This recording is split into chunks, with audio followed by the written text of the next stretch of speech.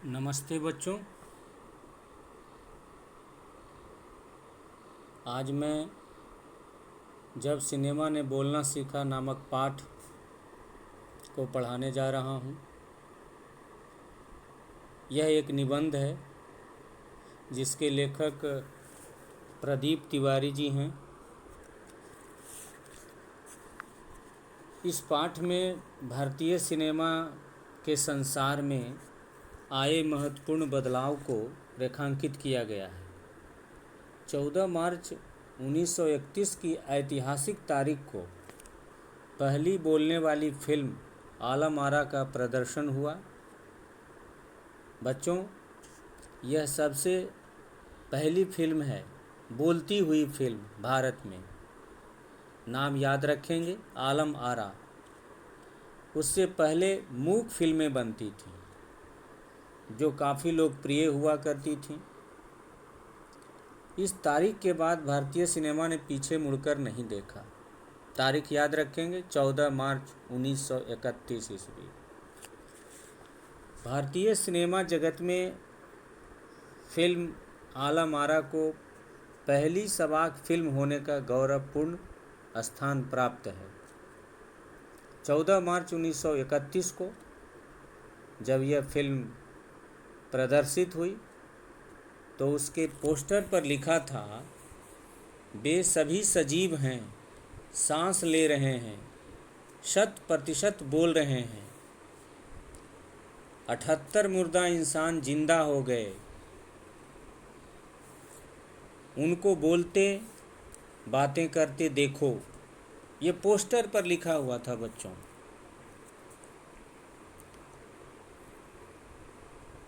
इसी दिन भारतीय सिनेमा ने बोलना सीखा था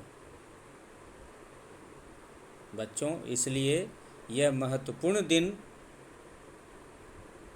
माना जाता था। उस समय अवाक फिल्मों की लोकप्रियता, अवाक फिल्म यानी मूक फिल्म जिससे ध्वनि नहीं निकलती है, आवाज़ नहीं निकलती है,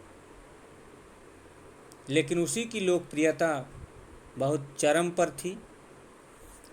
लोकप्रियता के इस दौर में सबाक फिल्मों का नया दौर शुरू हो चुका था। बोलती हुई फिल्म का दौर अब शुरू हो चुका था।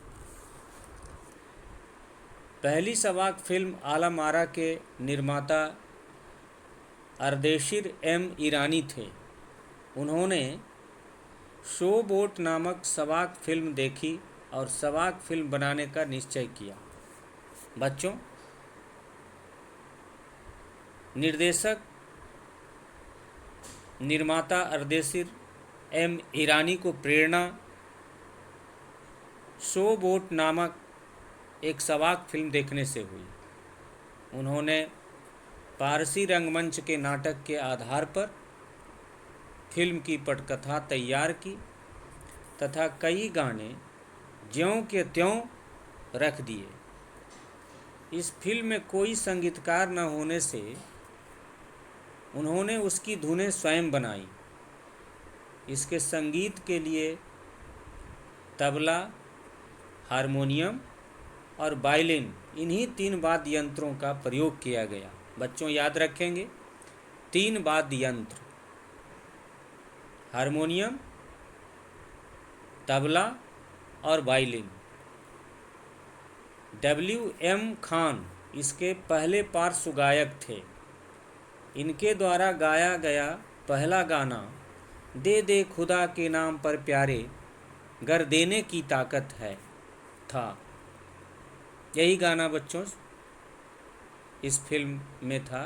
इस फिल्म में साउंड था, इस कारण इसकी शूटिंग रात में करनी पड़ती थी। रात में शूटिंग होने के कारण कृत्रिम प्रकाश, बनावटी प्रकाश की व्यवस्था करनी पड़ी। यही प्रकाश प्रणाली आने वाली फिल्मों के निर्माण का आवश्यक हिस्सा बनी। इससे पूर्व मूक फिल्मों की शूटिंग दिन में पूरी कर ली जाती थी। इस फिल्म में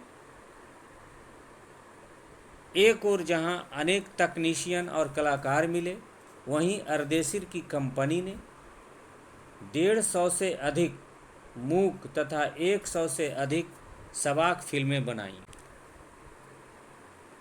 पहली सवाक फिल्म आलम आरा में हिंदी उर्दू के मेल वाली हिंदुस्तानी भाषा तथा गीत संगीत और नृत्य के अनोखे संयोजन ने इसे लोकप्रिय बना दिया। बच्चों, स्वाभाविक है जब फिल्म है तो उसके हीरो होंगे, हीरोइन होंगी, यानी नायक और नायिका। जुबैदा इस फिल्म की नायिका थी और नायक थे विट्ठल। विट्ठल को उर्दू बोलने में मुश्किल होती थी। बच्चों, एक बहुत ही असहज घटना घट गई। नायक के रूप में आलम आरा में रखा गया विट्ठल को, लेकिन विट्ठल के साथ एक दिक्कत थी कि विट्ठल को उर्दू बोलने में, उच्चारण करने में दिक्कत होती थी। इसलिए विट्ठल को निकालकर किसी अन्य को रखने की बात चलने लगी। अपने समय के प्रसिद्ध नायक विट्ठल को इस कमी के कारण फिल्म से हटाकर महबूब को नायक बना दिया गया। विट्ठल ने मुकदमा कर दिया। मुकदमे में उनकी जीत ने उन्हें पुनः नायक बना दिया। न्यायालय ने फैसला दिया कि विट्ठल ही रहेंगे आलम आरा के नायक, हीरो। इससे विट्ठल की सफलता और लोकप्रियता बढ़ती गई। उन्होंने लंबे समय तक नायक और स्टंटमैन के रूप में कार्य किया। इसके अलावा इस फिल्म में सोहराब मोदी, पृथ्वीराज कपूर, याकूब और जगदीश सेठी जैसे अभिनेताओं ने भी काम किया। बच्चों, 14 मार्च 1931 को मुंबई के मैजेस्टिक सिनेमा में प्रदर्शित यह फिल्म 8 सप्ताह तक हाउसफुल चली। 10,000 फुट लंबी तथा 4 महीनों में तैयार इस फिल्म को देखने के लिए दर्शकों की भीड़ लगी रहती थी। इसे देखने के लिए उमड़ी भीड़ को नियंत्रित करना पुलिस के लिए मुश्किल हो जाता था। अत्यंत ही भीड़ जमा हो जाती थी फिल्म देखने के लिए, और उस समय पुलिस के लिए बहुत बड़ी चुनौती हो जाती थी। बोलती हुई फिल्मों का विषय किस प्रकार के रहते थे? बच्चों, पौराणिक कथाएं, पारसी रंगमंच के नाटक, अरबी प्रेम कथाएं इत्यादि हुआ करती थीं। सामाजिक विषय पर बनी फिल्म खुदा की शान का एक किरदार महात्मा गांधी जैसा था। इस कारण अंग्रेज़ों ने इस फिल्म पर गुस्सा प्रकट किया। सवाक फिल्मों की शुरुआत के 25 साल बाद इसके निर्माता निर्देशक अर्देशीर को सम्मानित किया गया। इस अवसर पर जब उन्हें भारतीय सवाक फिल्मों का पिता कहा गया। बच्चों, याद रखिएगा, बोलती हुई फिल्मों के पिता, यदि प्रश्न में आ जाए बोलती हुई फिल्मों के पिता कौन हैं या जनक कौन हैं, तो निर्देशक अर्देशीर का ही नाम आता है। उन्होंने विनम्रता से कहा, जब उन्हें सम्मान दिया जा रहा था, उस समय की बात है, मुझे इतना बड़ा खिताब देने की आवश्यकता नहीं है, मुझे इतना बड़ा पुरस्कार देने की आवश्यकता नहीं है, मैंने तो देश के लिए अपने हिस्से का जरूरी योगदान दिया है। बच्चों, देखिए यहाँ उनकी विचारधारा देखिए। कोई व्यक्ति होता है जो अपने लिए काम करता है, स्वयं को केंद्र में रखकर काम करता है, वो खिलाड़ी हों या और किसी क्षेत्र के हों, वो समूह की भावना से कार्य नहीं करते हैं। लेकिन इन्होंने क्या कहा? इन्होंने कहा कि देश के लिए मैंने अपने हिस्से का योगदान दिया है। बच्चों, इस प्रकार की भावना हमारे सभी भारतीय में होना चाहिए। सवाक फिल्मों के इस दौर में पढ़े लिखे अभिनेताओं की ज़रूरत महसूस की गई। अब अभिनय के साथ साथ संवाद भी बोलना पड़ता था, इसलिए गायन प्रतिभा को भी महत्व दिया जाने लगा। इस दौर में अनेक गायक अभिनेता पर्दे पर आए। फिल्मों में हिंदी उर्दू के मेल जोल वाली जन प्रचलित भाषा को महत्व मिला। सिनेमा में दैनिक और सार्वजनिक जीवन का प्रतिबिंब बेहतर ढंग से प्रस्तुत किया जाने लगा। इस समय अभिनेता अभिनेत्रियों की लोकप्रियता का असर भी दर्शकों पर खूब पड़ रहा था। बच्चों, एक फिल्म थी माधुरी और फिल्म की नायिका थी सुलोचना, और उस समय उनकी हेयर स्टाइल बहुत ही लोकप्रिय हो रही थी।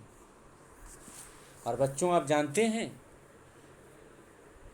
सुलोचना की हेयर स्टाइल से महिलाएं इतनी प्रभावित थीं कि औरतें अपनी केश सज्जा सुलोचना की तरह करती थीं।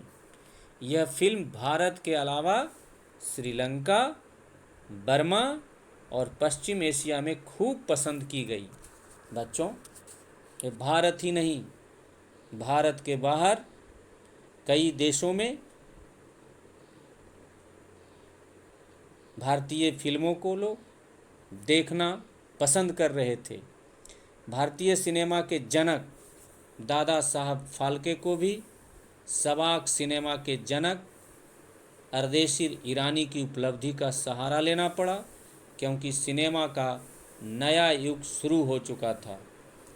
बच्चों, आज का पाठ यहीं पर मैं समाप्त करता हूँ। फिर हम मिलेंगे अगले कालांश में।